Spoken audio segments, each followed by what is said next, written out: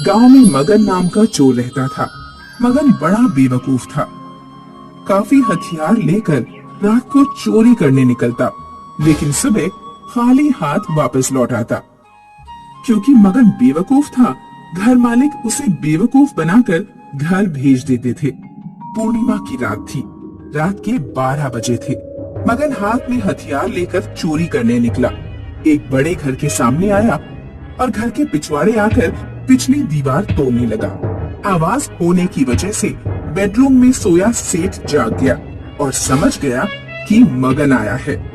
लगता है मगन बेवकूफ चोरी करने आया है। इससे पहले कि घर की दीवार तोड़ दे, मुझे उसे रोकना होगा।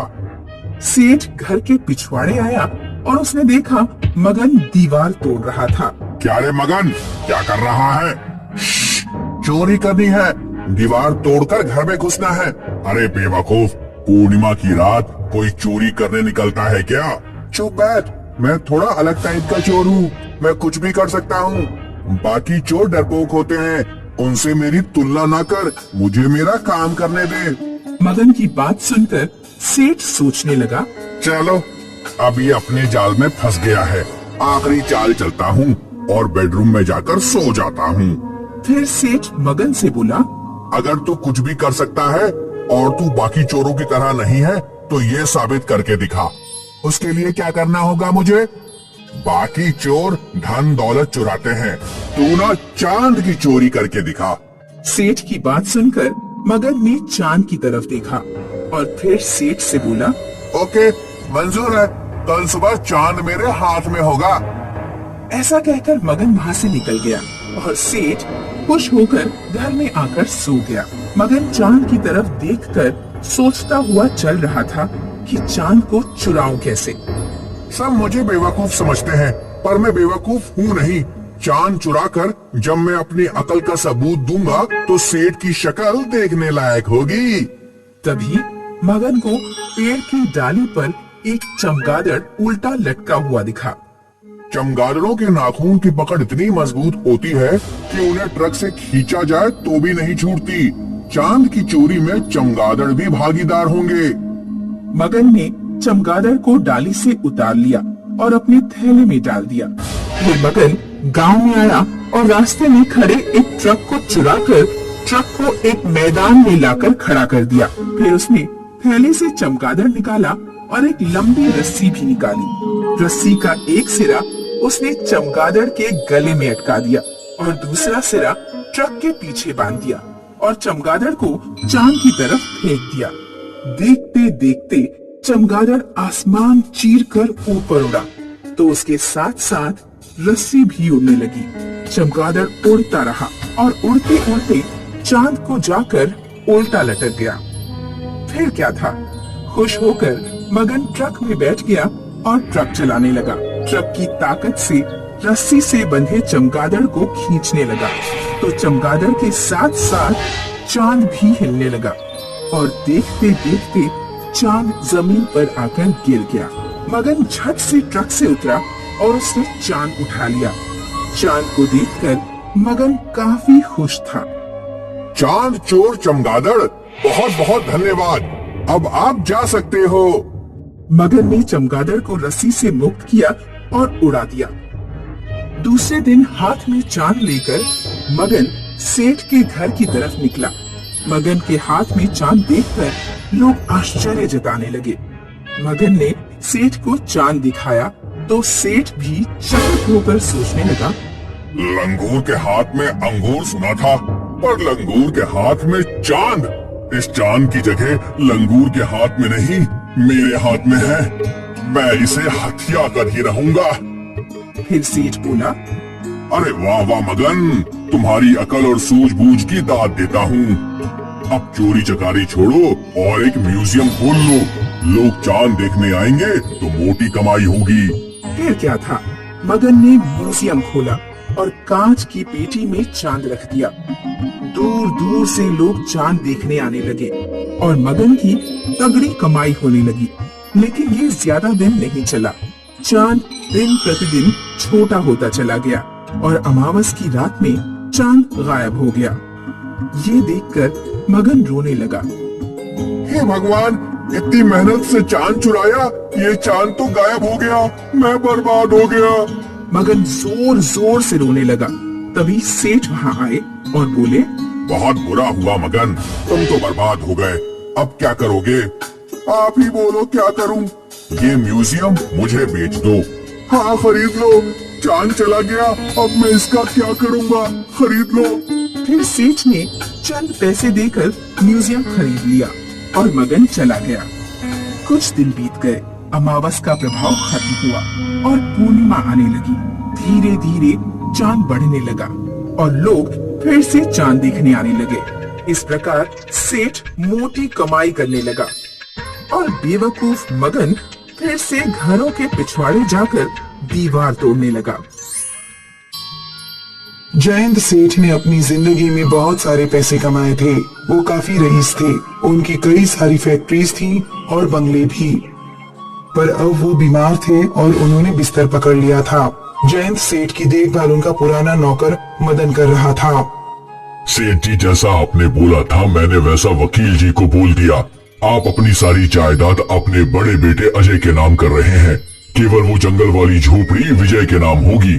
ठीक है, पर सेठ जी आप तो अजय बाबा को अच्छे से जानते हैं, फिर भी आपने अपनी पूरी जायदाद अजय बाबा के नाम कर दी और बेचारे भोले भाले विजय बाबा को बस एक झोपड़ी दी। ऐसा क्यों सेठ जी? मैं जानता हूँ कि अजय कितना नीच है। वो जायदाद के लिए अपने भाई के साथ कुछ भी कर सकता है, इसलिए मैंने अपनी सारी जायदाद उसके नाम कर दी। इससे मेरा छोटा बेटा बच जाएगा, पर छोटे बाबा को गरीबी की जिंदगी गुजारनी होगी। नहीं मदन, ऐसा कुछ नहीं होगा, तुम बस देखते जाओ। मैं अपने सारे फैसले सोच समझ कर ही लेता हूँ। जी मालिक, बस मेरे मरने के बाद तू विजय के साथ रहना। जी मालिक। कुछ महीनों बाद जयंत सेठ स्वर्ग सिधार गए। इनके मरते ही वकील जी घर आए।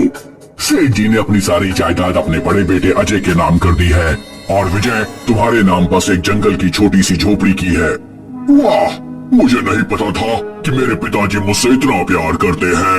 मैं तो ये सोच रहा था कि कैसे मैं जायदाद में ज्यादा हिस्सा ले लूं। अच्छा हुआ ये पूरी जायदाद ही मेरी हो गई है। मुझे जायदाद का कोई लालच नहीं है। बाबा ने मुझे जो कुटिया दी है मैं उसी में खुश रहूंगा। भैया मैं चलता हूँ। हाँ, ठीक है ठीक है। विजय अपने बंगले को छोड़कर निकल नहीं रहा था कि अजय बाबा, मैं भी विजय बाबा के साथ ही जाना चाहता हूँ। तू वहाँ उस झोपड़ी में क्या करेगा? मुझे सेठ जी ने आज्ञा दी थी कि मैं विजय बाबा के साथ ही चला जाऊँ। अच्छा ठीक है, जा जा चला जा। विजय और मदन काका जंगल की ओर चल पड़े। जंगल के बीच उन्हें एक कुटिया दिखी। पता नहीं सेठ जी ने ऐसा क्यों किया।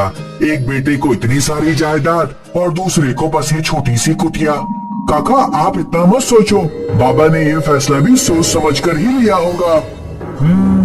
देखते हैं बेटा। दोनों उस कुटिया के पास पहुँचे। विजय ने जैसे ही कुटिया के अंदर कदम रखा तो वो चौंक गए। काका काका। जब मदन कुटिया के अंदर आया तो उसकी भी आंखें फटी ही फटी रह गईं। वो कुटिया अंदर से एक आलीशान महल था। बाहर से भले ही वो एक छोटी सी कुटिया हो, पर अंदर से वो राजमहल था। बाप रे, मैंने कहा था ना, बाबा ने फैसला सोच समझ कर ही लिया था। जी मालिक की बात तो अब समझ में आई है हमें। दोनों दंग होकर अपने नए महल का कोना कोना देखने लगे। भीतर एक बड़ा सा सिंहासन था। यहाँ तो एक सिंहासन भी है। हाँ विजय बाबा, बैठ के दिखाओ जरा कैसे लगते हो। विजय सिंहासन पर बैठ गया। ये तो बिल्कुल राजाओं का सिंहासन है। विजय जैसे ही सिंहासन पे बैठा, उसके सामने एक जिन आ गया। क्या हुक्म है मेरे आका? जी जी जी जी जी जी जिन। जी मैं एक जिन ही हूँ। तुम यहाँ कैसे? मैं सिंहासन में रहता हूँ। मैं समझा नहीं। आज से लगभग 45 साल पहले तुम्हारे बाबा जयंत सेठ की एक कबाड़ी की दुकान थी। उस समय वो इसी झोपड़ी में रहा करते थे। तब एक दिन एक दूर का व्यापारी ये सिंहासन सेठ जी को बेच कर चला गया था। जयंत सेठ ने इस सिंहासन की मरम्मत करवाई और इसे झोपड़ी में ले आए। जयंत सेठ जैसे ही इस सिंहासन पर बैठे, मैं उनका गुलाम बन गया और तब से मैं अपने मालिक की हर इच्छा पूरी करता आया हूँ। कुछ महीनों पहले मालिक यहाँ आए थे और उन्होंने अपनी आखिरी इच्छा मांगी। मेरे मरने के बाद मेरा बेटा विजय इस सिंहासन पर बैठेगा। जैसे तुमने जिंदगी भर मेरा साथ दिया, मेरे बेटे का भी जरूर साथ देना। उसे खुश रखना हमेशा। इसलिए अब मैं तुम्हारा गुलाम हूँ। मुझे अपनी इच्छा बताओ मालिक। फिलहाल तो मुझे बहुत भूख लग रही है, कुछ खाने को मिल जाता तो अच्छा होता। जो हुकुम मेरे मालिक। जिन ने विजय के सामने ढेर सारे पकवान हाजिर कर दिए, जो देखकर विजय और मदन दोनों स्तब्ध रह गए। अरे इतने सारे पकवान मैंने जिंदगी में कभी नहीं देखे। मदन और विजय दोनों पकवान खाने लगे। तभी अजय झोपड़ी के अंदर आया। वो झोपड़ी के अंदर का महल देखकर दंग था। तो बाबा ने मेरे साथ धोखा किया। तुझे ये जिन दे दिया जो तेरी हर इच्छा पूरी करेगा और मुझे बस थोड़ी सी जायदाद दी। मुझे ये जिन चाहिए। तुम हंस क्यों रहे हो? ऐसा नहीं हो सकता। इसलिए क्यों नहीं? क्योंकि मेरे पहले मालिक ने इन्हें मेरा अगला मालिक बनाया है और जब तक ये मुझे किसी और को नहीं देते मैं इनका ही गुलाम रहूंगा। अच्छा ये बात है तो मैं तुझे छीन कर ही रहूंगा, चाहे इसके लिए मुझे कुछ भी करना पड़े। तुम ऐसा नहीं कर सकते। मेरे रहते हुए मेरे मालिक को कोई छू भी नहीं सकता।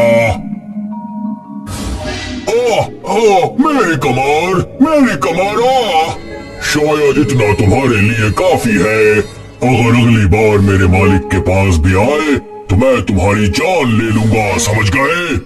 मैं समझ गया मैं। सेठ जी ने बिल्कुल सही निर्णय लिया था। वो ये पहले से जानते थे। हाँ। उस दिन के बाद विजय और मदन अपनी जादुई झोपड़ी में खुश थे। ना उन्हें किसी बात की चिंता थी और ना ही किसी का डर।